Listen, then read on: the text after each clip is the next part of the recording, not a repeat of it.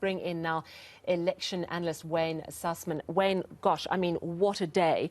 I want to start by asking you, I mean, what Kenny Kunene said, he spoke very directly that there were members in the coalition that wanted an IFP speaker nomination, and the DA, he says, in its arrogance, wouldn't listen. I want to ask you, what we've seen today, is it typical of the kind of instability that is typical of a hung metro, or is this a problem of the DA's own making?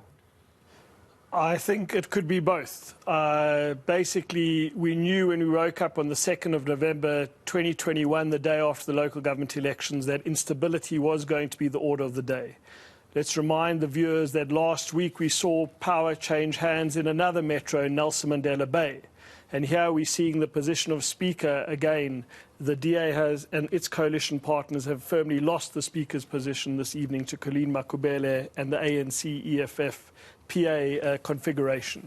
So this instability is going to continue, and let's also remember that yes, all politics is local, but this is also about the 2024 elections, which is going to be a pivotal elections. So this is about the national election, this is about the provincial election, and this is about local matters. And today, this is a victory for certainly the Patriotic Alliance, who they're the 5th largest party in the council. Their 8 votes were absolutely pivotal in helping Colleen Makhubele and all the parties who backed her get elected as Speaker today. So it's got to do with a whole lot of matters. It's got to do with Nelson Mandela Bay last week. It's got to do with upcoming by-elections. It's got to do with the DA's ongoing tiff for the Patriotic Alliance in all over the Western Cape. Do you think the DA is arrogant and needs to perhaps have another think about how they operate in multi-party coalitions going forward? Well, in the city of Johannesburg, the DA has 71 seats. They're by far the largest party, but Action SA has 44 seats. So I think in the case of Doesn't the ANC have 91 seats? The ANC has 91 seats, but I'm talking about the coalition. The DA was the largest party, and then Action SA were their 44 seats. So I think that the DA in Johannesburg did need to listen to its coalition partners more, which incidentally it did do in Nelson Mandela Bay, and that's why I think they're back in power. So this is a delicate process.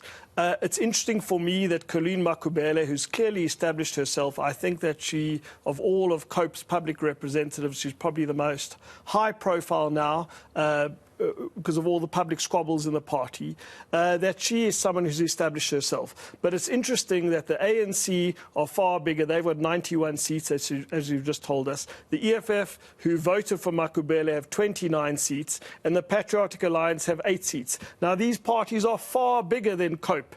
COPE almost didn't make it back into the council, yet today they have the elected Speaker of Council. And they have 1 seat in total in the council. Now, the DA is saying, let's not forget, the Speaker is supposed to be above politics, but it seems Colleen Makhubele is quite clearly speaking out for the EFF and the ANC, and in fact has distanced herself from the coalition that her party is meant to be part of. What is the role of a Speaker? Is she actually going to be allied to the EFF and the ANC? How important is this role of Speaker? You started the interview by asking about coalitions and instability. If we were not in coalitions and there was a clear one-party dominance, whether it's in Gauteng or the Western Cape or other parts of the country, the position of Speaker is not necessarily that important. But in coalitions, it's critically important because they get to set the agenda. They get to start council meetings and, if need be, end council meetings. If there's a councillor who's errant, they can recommend that that councillor gets sent to the disciplinary committee. They can work in tandem with the mayor to determine the business of council.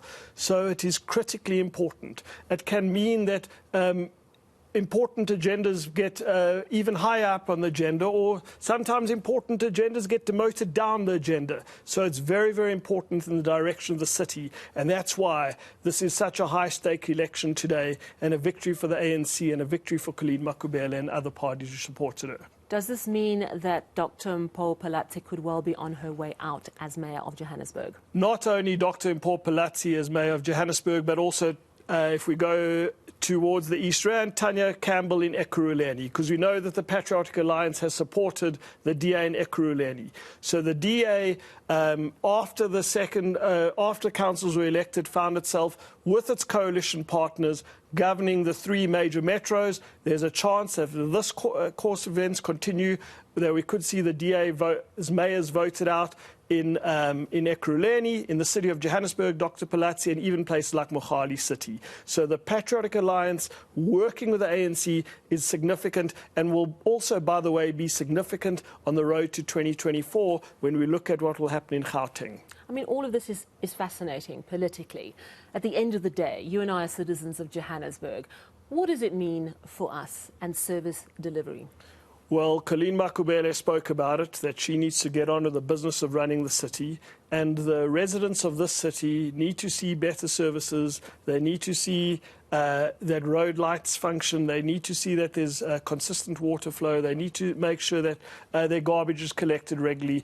That is what is absolutely critical, that the lives of the residents of the largest city in South Africa continue to improve. And Colleen Makhubele, as a speaker, needs to ensure that the business of council helps achieve that. Do you think that this is the will of the people? I mean, if you think a speaker, such an important position, it's one council seat that COPE has. We're not seeing one of the bigger parties getting such a key position. If the mayor is voted out, who might take her place? Could it be someone from a very small party who perhaps doesn't have enough experience and is just told what to do by whoever is holding sway in that particular coalition? That's an absolutely vital question, because you would think that the ANC, if they are going to get rid of Mpho Palazzi, should have the next chance of having the mayor, because they were the most popular city. Even though they lost seats in the last election, they still were finished first with their 91 seats. And by the way, what we're speaking about is also happening in Nelson Mandela Bay, because there it's the second largest party in the coalition. They've got 3 seats. The DA has 48 seats, so the DA has 16 times more seats than the second largest party.